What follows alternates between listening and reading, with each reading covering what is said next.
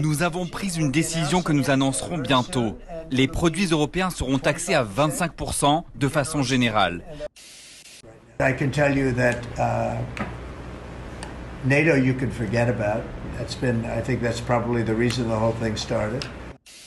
Bonjour mesdames et messieurs, bienvenue sur notre chaîne. Pour cette vidéo, nous allons voir que même quand il fanfaronne, même quand on le loue à la télé, ça participe au mensonge. Macron, nous voulons la paix sur Fox News. Nous voulons la paix. Et je pense que l'initiative du président Trump est très positive. Il faut faire attention car nous avons besoin de quelque chose de substantiel pour l'Ukraine, mais aussi pour la sécurité de l'Europe et de la France. Deuxièmement, travaillons ensemble sur l'avenir pour préserver les garanties de sécurité. Nous devons être sûrs que cette paix sera respectée par la Russie. Il faut d'abord une trêve et je pense que cela pourrait se faire dans les semaines à venir. La première chose qu'il a dit, on peut évidemment souscrire à ce qu'il dit, et puis il a parlé de la guerre commerciale également. Emmanuel Macron sur Fox News. J'ai compris que votre priorité était d'imposer des droits de douane à la Chine, car le président Trump a déclaré « Ils sont injustes envers nous ». Vous ne pouvez pas mener une guerre commerciale contre la Chine et l'Europe en même temps. J'espère que je l'ai convaincu. En faisant le malin sur Fox News en disant que voilà, j'espère avoir convaincu qu'au niveau de la guerre, nous voulons la paix, nous voulons des garanties de sécurité. C'est qu'on a vu qu'avec le vote à l'ONU, L'ONU, champ de bataille diplomatique entre les États-Unis et l'Europe. Lundi, une première résolution préparée par l'Ukraine et ses alliés européens est soumise au vote de l'Assemblée générale. Elle demande la fin des hostilités menées par la Russie et le retrait immédiat de ses troupes. Pour 93, contre 18, abstention 65. Le projet de résolution est adopté. Parmi ceux qui ont voté contre, la Russie bien sûr, mais aussi les États-Unis qui déposent une résolution concurrente. Elle réclame la fin rapide du conflit sans mentionner l'intégrité territoriale de l'Ukraine. Un texte très largement modifié par plusieurs amendements de pays européens. Avant d'être finalement adopté, il reconnaît la responsabilité du Kremlin. Loin de s'avouer vaincu, Washington revient à la charge en soumettant la résolution dans sa version initiale au Conseil de sécurité. Notre projet de résolution est élégant dans sa simplicité, un premier pas symbolique et simple vers la paix. Cette fois, la Maison-Blanche enregistre une victoire. La résolution est adoptée après le rejet de tous les amendements proposés par les États européens.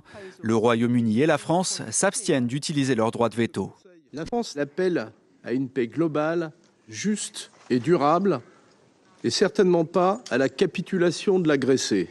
Les États-Unis et la Russie ont donc voté ensemble un texte au ton neutre sur la guerre en Ukraine. Une rupture majeure avec l'ère Biden, au moment où Donald Trump tente de négocier un accord avec Vladimir Poutine. Ils n'obtiendront pas. Et ensuite, par rapport aux tarifs douaniers, on se lève le matin et voilà ce que déclare Donald Trump. Des images reprises de France Télévisions. C'est une menace plusieurs fois agitée que Donald Trump entend désormais mettre à exécution.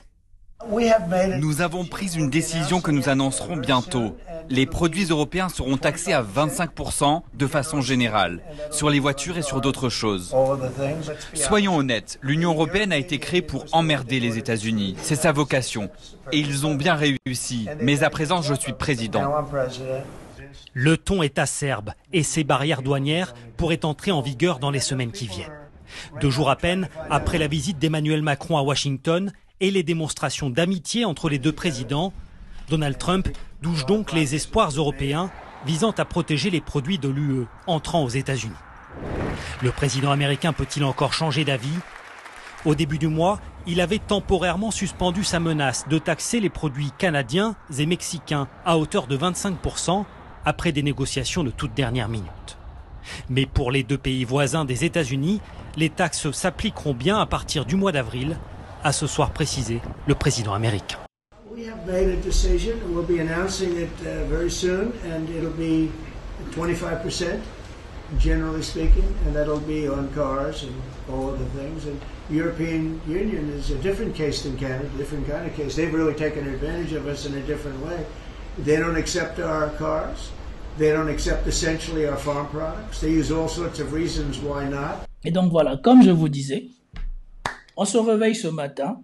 Non seulement hier, je vous ai fait une vidéo qui montrait que le voyage d'Emmanuel Macron, la fanfaronnade avant de partir, et tout le cinéma qu'il nous a joué pendant qu'il était dans le bureau ovale, n'avait servi à rien. C'était de la poudre aux yeux. Et ici, ce matin, vous avez un rappel. Et en plus, c'est les Français, les médias français qui ont voulu absolument montrer qu'il avait corrigé Trump sur le fait qu'il avait repris sur l'argent qu'ils avaient saisi ou l'argent qu'ils avaient contribué et comment ils comptaient récupérer leur argent. Be clear. We have 230 billion frozen assets in Europe, Russian assets, but this is not as a collateral of a loan because this is not our belonging. To give it to us, super. It will be loan at the end of the day and Russia will have paid for that. If you believe that, it's okay with me. Et vous avez attendu. Si vous croyez cela, ça me dérange pas. Et ensuite, sur le fait qu'il était parti sur Fox News pour dire que il avait parlé de la guerre commerciale entre les Américains et la Chine et que les Américains ne pouvaient pas se rajouter l'Europe à dos. Il pensait qu'il avait convaincu. 2 jours après, c'est fini. Nous savons que tout ça, c'était de la poudre aux yeux. Et souvenez-vous, c'était encore la même chose. Les Européens, ils avaient fanfaronné quand Emmanuel Macron, quelques jours avant que la Russie n'intervienne en Ukraine, avait humilié Macron en faisant ceci. Good sir. How are you? Fine, just fine. How are you? Do you have a good trip? Very good. Avec le président russe, Emmanuel Macron a souvent tenté, sans succès, que ce soit à Versailles, à Brégançon. Vous voyez ici, quand les choses allaient à peu près bien, quand Emmanuel Macron a reçu Vladimir Poutine, je pense, ça, il n'y avait pas de table. Ou par téléphone, le chef de l'État français n'a jamais rien obtenu. Qu'à cela ne tienne, sur le dossier brûlant de l'Ukraine, c'est lui qui fait le déplacement. Les 2 hommes ne se sont pas vus depuis l'été 2019. Il s'agit là d'éviter une guerre aux portes de l'Europe. Mais alors... Et je ne sais pas si cette séquence, elle date de avant ou après qu'il fasse le malin d'essayer d'humilier Poutine en révélant les conversations diplomatiques qu'il avait avec Poutine. C'est un échange saisissant qui en dit long sur l'état d'esprit de Vladimir Poutine. Ça se passe 4 jours seulement avant le début de la guerre en Ukraine. Le président russe et Emmanuel Macron ont une discussion très tendue au téléphone, vous allez le voir. Le chef de l'État tente de raisonner son homologue. À ce moment-là, il pense encore qu'il peut éviter l'invasion russe en Ukraine. Regardez. Je ne sais pas où ton juriste a appris le droit. Moi, je regarde juste les textes et j'essaie de les appliquer. Et je ne sais pas quel juriste pourra te dire que dans un pays souverain, les textes de loi sont proposés par des groupes séparatistes et pas par les autorités démocratiquement élues. Они демократически выбранное правительство. Они пришли к власти в результате кровавого переворота с убийствами, и поджогами, и с сжиганием людей живьем. Вот. И Зеленский у вас из этой команды, судя по всему. Значит, диалог подразумевает учет интересов другой стороны. Да, они представили свое предложение. Но эти сепаратисты, как ты их называешь, они же ответили. Ответа-то нет никакого. Где же диалог-то?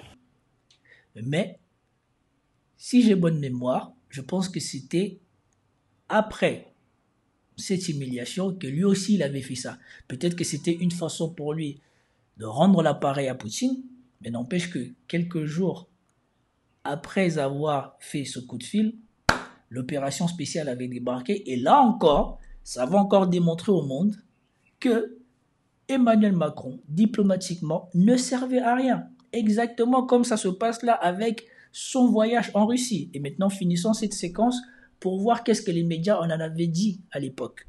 Alors, que peut-il vraiment obtenir ? En termes diplomatiques, on parle de signaux de désescalade. En clair, des signes de bonne volonté pour faire retomber la tension, alors que plus de 100 000 soldats russes multiplient les manœuvres aux frontières de l'Ukraine. Je vois que les autorités présentes, le président français, font de gros efforts pour régler la crise relative à la sécurité européenne. La discussion d'aujourd'hui, à mes yeux, peut amorcer ce vers quoi nous devons aller, qui est une une désescalade. Donc je me réjouis d'avoir l'opportunité de pouvoir commencer à bâtir une réponse utile collectivement pour la Russie et pour tout le reste de l'Europe. La mission du président français est donc risquée, digne d'un funambule. Déjà, c'est le premier dirigeant occidental de premier plan à rencontrer le maître du Kremlin depuis l'accroissement des tensions en décembre. Et ce n'est pas tout, il sera ce mardi en Ukraine, aux côtés du président Zelensky. Mais tout cela se fait sans un mandat clair de l'Europe. Sa présidence du Conseil de l'Union européenne ne lui donne pas un titre de diplomate en chef. Pour autant, revenir bredouille serait pour le moins embarrassant pour Emmanuel Macron. Déjà à l'époque, le monsieur voulait se voir en sauveur de l'Occident. Et déjà à l'époque, il avait subi un camouflet en allant voir Poutine. Comme on peut le voir, Poutine l'avait installé à 5 mètres de lui. Et suite à ça, il avait fait fuiter le coup de fil où il s'amusait à répondre à Poutine de manière condescendante et à faire rire ses collaborateurs. Et nous avons bien vu que là aussi, comme pour Macron, comme pour Trump, il était parti, il a fanfaronné, je suis parti, j'ai parlé, on m'a assuré, on m'a fait nanana. 2 jours après, ou quelques temps après, l'opération spéciale commençait. Pareil, ici, maintenant, aujourd'hui, il est parti aux États-Unis. Voilà que des gens comme notre commentateur ici sont pleines d'admiration pour Macron et de sa capacité à se mettre en cinéma ou quoi que ce soit. 2 jours après, nous avons Donald Trump qui vous dit que non, désormais, vous allez être frappé par les droits de douane. Et nous savons bien, comme on l'a vu précédemment sur le sujet tel qu'elle a été présentée sur France 2, ils font un parallèle avec ce qui s'est passé pour le Mexique et le Canada. 2 jours à peine après la visite d'Emmanuel Macron à Washington et les démonstrations d'amitié entre les deux présidents, Donald Trump douche donc les espoirs européens visant à protéger les produits de l'UE entrant aux États-Unis. Le président américain peut-il encore changer d'avis ? Au début du mois, il avait temporairement suspendu sa menace de taxer les produits canadiens et mexicains à hauteur de 25% après des négociations de toute dernière minute. On sait bien qu'il y a eu des négociations pour que, au Mexique et au Canada, on fasse la politique ou en tout cas qu'on prenne des mesures par rapport à ce que souhaitait Donald Trump. Nous avons à peine mise en place cette communication. Déjà retirée pour les 30 prochains jours. Les taxes de 25% annoncées sur les produits canadiens entrant aux États-Unis feront finalement l'objet d'une négociation ardue entre les deux pays. Nous renforçons la frontière avec de nouveaux hélicoptères, de nouvelles technologies, plus de personnel, une coordination accrue avec nos partenaires américains et plus de ressources pour lutter contre le trafic de fentanyl. Près de 10 000 agents sont et seront sur le terrain pour protéger notre frontière. Même rebondissement et même conséquence, quelques heures plus tôt à l'autre bout des États-Unis, côté mexicain. 10 000 soldats supplémentaires seront attendus à la frontière entre les deux pays pour lutter là aussi contre l'importation du fentanyl, cette drogue devenue préoccupation majeure de Donald Trump. Le fentanyl a tué au moins 200 000 personnes cette année. Il arrive de Chine via le Mexique et le Canada et ils doivent l'arrêter. Et s'ils ne l'arrêtent pas, les tarifs douaniers vont empirer, beaucoup empirer. Et nous savons que l'administration Trump, comme l'a déjà montré J.D. Vance, et comme l'a montré le secrétaire à la Défense, et comme l'a montré Marco Rubio, reproche des choses aux Européens. J.D. Vance reproche aux Européens d'avoir perdu leurs valeurs et de ne plus respecter les principes de la démocratie au sein du territoire européen. Je viens donc ici aujourd'hui non seulement avec une observation, mais aussi avec une proposition. L'administration Biden semblait prête à tout pour faire taire les gens qui exprimaient leur opinion, mais l'administration Trump fera exactement le contraire. Et j'espère que nous pourrons travailler ensemble. À Washington, il y a un nouveau shérif en ville. Sous la direction de Donald Trump, nous pouvons être en désaccord avec vos opinions, mais nous nous battrons pour défendre votre droit de les exprimer sur la place publique, d'accord ou pas d'accord. However, the Trump administration is troubled by reports that some foreign governments are considering tightening the screws on US tech companies with international footprints. Et donc ici, il fait déjà un appel de nez, ou il fait un pied de nez aux Européens en disant les Américains sont inquiets. Les Américains sont inquiets de savoir que certains gouvernements veulent étouffer par leur réglementation les entreprises de technologie américaines. Ici, on prévient. Et désormais, on va regarder de près ce qui se passe. Now, America cannot and will not accept that, and we think it's a terrible mistake. Et ici, il n'y a pas le choix. C'est la déclaration de guerre. C'est une déclaration passif-agressif. Il ne dit pas que c'est la guerre, mais il dit ceux qui voudront étouffer par leur réglementation, censurer par leur réglementation les entreprises américaines dans leur développement de l'intelligence artificielle verront les États-Unis sur leur route. Parce que eux, ils n'autoriseront pas, ils n'accepteront pas et n'autoriseront pas ça. Not just for the United States of America, but for your own countries. The US innovators of all sizes already know. En plus, ils se foutent de leur gueule. Il dit, ce n'est pas bon pour les Américains, mais ce n'est pas bon pour vous-même dans vos pays. Nous avons le secrétaire de la Défense qui a rappelé que dans cette guerre, contrairement aux Européens, qui semblent continuer à vouloir sanctionner, qui semblent vouloir prendre l'argent, qui semblent vouloir donner des garanties de sécurité à l'Ukraine, alors que c'est lui qui a toujours demandé des garanties de sécurité avant même que ce conflit ne commence, c'était la Russie. Les Américains ne sont pas du tout sur cette voie-là, parce que les précédents accords de sécurité signés avec les Européens, qui étaient Minsk II, ont été pris en référence par le secrétaire de la Défense américain. This must not be Minsk 3.0. Pour dire que le traité de paix que nous allons signer ne doit pas être Minsk II. Ça ne sera pas Minsk 3.0. Et donc probablement que cet accord ou ce traité, si elle est signée, ne sera pas signé en Europe. Et nous avons vu que la négociation ne se passe pas en Europe, mais se passe en Arabie Saoudite. Donc, une zone du monde où c'est les BRICS. Et donc, les Européens sont définitivement écartés de ce processus.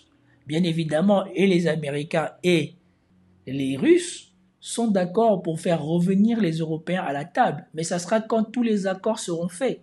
Parce que d'un côté, les États-Unis négocient avec la Russie. De l'autre côté, les États-Unis négocient avec l'Ukraine.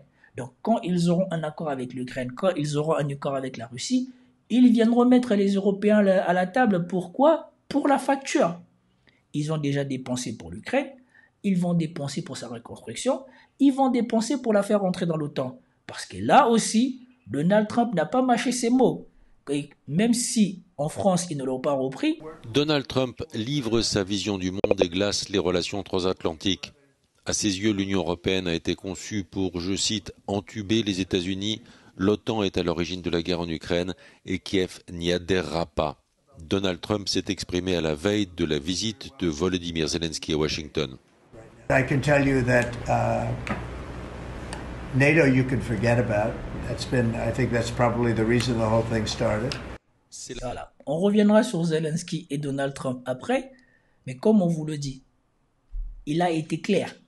Pour ce qui est de l'OTAN, c'est fini. L'OTAN, en tout cas, les Américains dans leur implication de l'OTAN, ne veulent plus attendre parler de l'OTAN en Ukraine. Et donc les Européens, et même Emmanuel Macron, quand il parlait de ce conflit, disait que si jamais il doit y avoir un traité de paix, il voudrait qu'ils aillent là-bas, mais avec la garantie des Américains, comme je vous l'ai montré dans 2 vidéos plus tard. Les Américains, ils disent l'OTAN, vous pouvez oublier. Et si cette histoire a commencé, c'est probablement à cause de la bêtise des Américains et des Européens de vouloir faire intégrer l'Ukraine à l'OTAN. Parce qu'à proprement dit, les Russes n'ont jamais été contre l'intégration de l'Ukraine à l'Union européenne.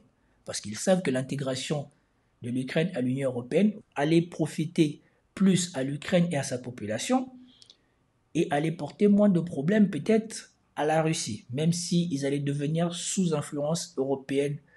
Mais c'est 50-50.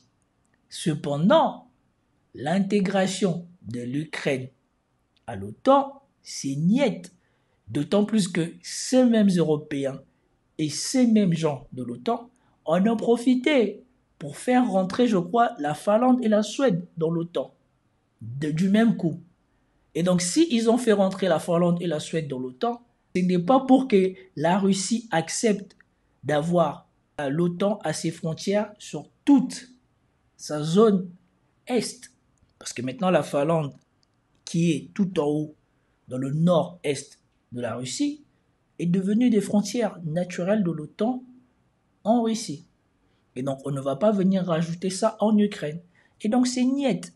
Et donc, ici, vous avez un énième camouflé de, soi-disant, l'excellent, génialissime, exceptionnel président français qui n'obtient que des camouflés au niveau diplomatique et qui n'obtient aucun résultat concret pour les Français, mais dont les médias louent tous les jours la sagacité. Donc, c'était tout pour cette vidéo. J'espère que vous avez apprécié. Si vous avez apprécié, commentez, likez, partagez. Et je vous dis à plus tard. Peace out.